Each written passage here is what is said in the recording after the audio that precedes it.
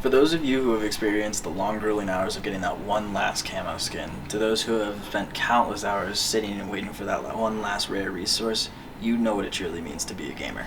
For those who haven't, when you're thinking about video games, the last thing you would think to yourself is, can I make a living from this? To understand the world of esports, we must first investigate the history of video games and how one of the biggest and fastest growing industries came about. In 1980, the first ever esports tournament was held, dubbed the Space Invaders Championship. This event brought in over 10,000 participants. Welcome back to the very first That's Incredible Video Game Invitational. And here are the three players who won at the Iowa competition and are here now to compete. By the 1990s, the creation of the Sega Genesis and Nintendo SNES changed the world of gaming forever, while also creating the first console war.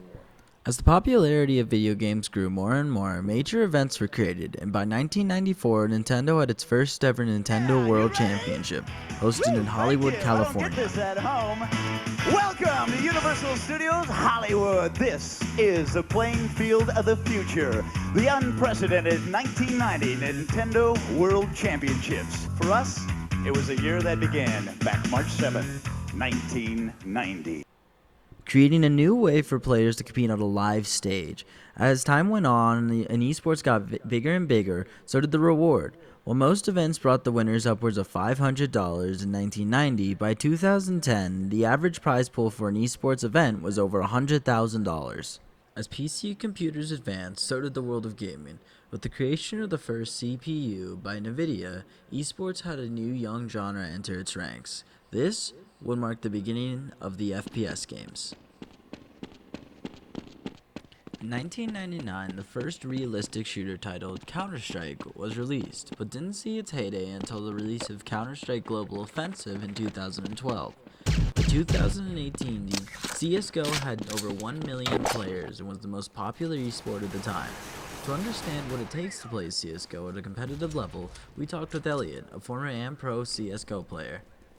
Okay, so my name is Elliot, and I've been playing competitive Counter-Strike Go for probably 8 years. I was playing ESEA and paying for a private client, 128-tick servers. It's pretty much how you get ranked and can analyze your stats against players who are on that same level and trying to improve.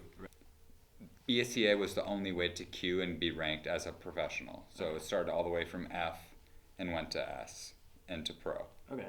So I capped at like A plus with 130 attack damage per round, which is pretty good. So that's pretty much a kill plus like a half kill almost because they have 100 HP.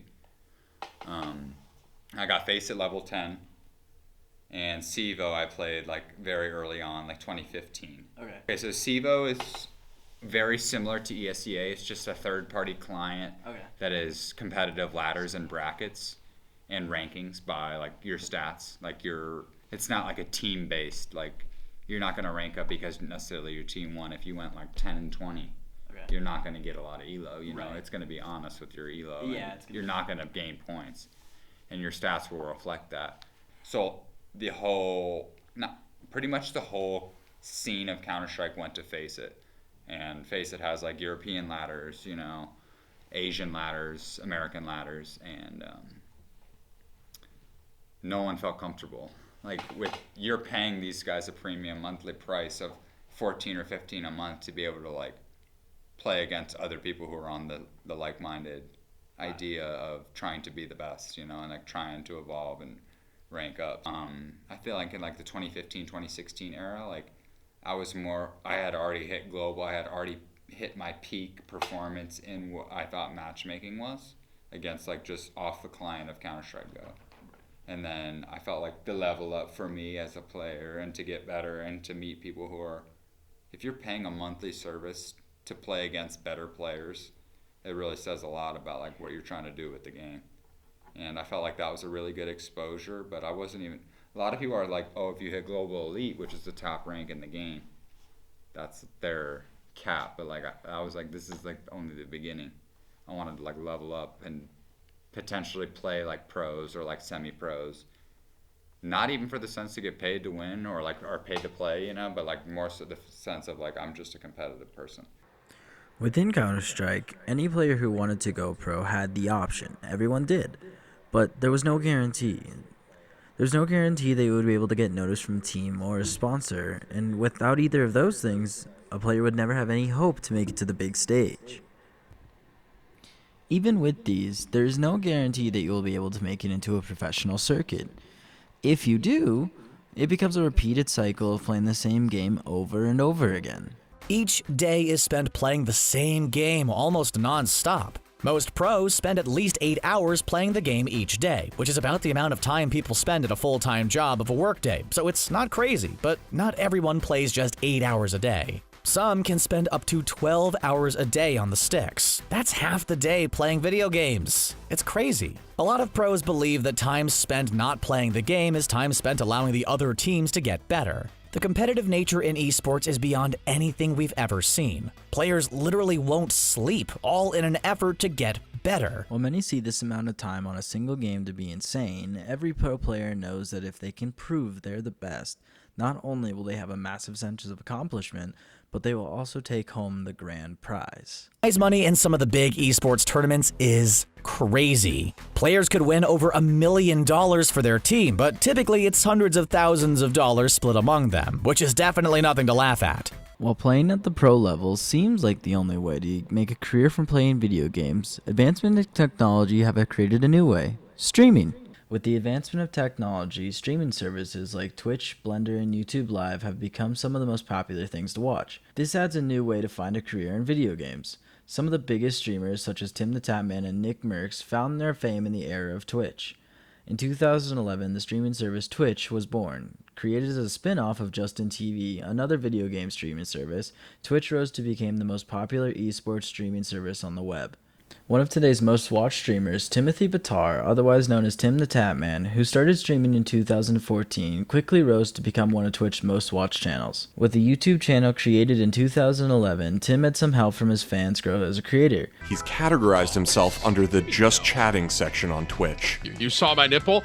We're just chatting, okay? I'm sorry. Tim's flanked by his plush sidekick Kevin the Penguin, and his voice is soft and conversational, like the way your coworkers talk to you by the coffee machine in the morning. None of my friends play Overwatch, so I had to pay $5 to tell someone, hey, you just wasted your money. Lol in chat. By 2018, Tim was one of the most popular male video game streamers on Twitch.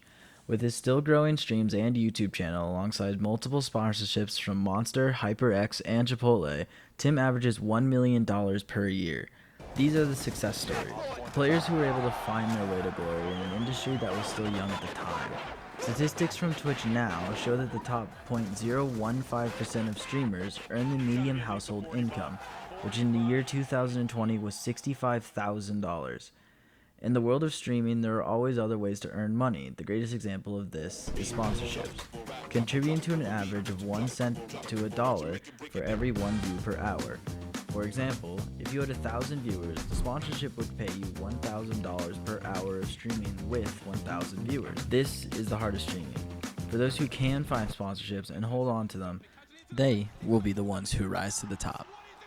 Although gaming has changed and evolved throughout the years, its core has always been the same: the gamers. When looking at how plausible it is to form a career out of playing video games, we've seen how much time and dedication it can take to become good enough at a game to even consider trying to go pro. With that, even fewer will be able to find a team. Even with streaming, it is not a certainty that you will be able to form a career out of it. Although personality will be at the forefront over gameplay, the certainty of success for anyone looking to gain a career out of esports is a dead 50-50.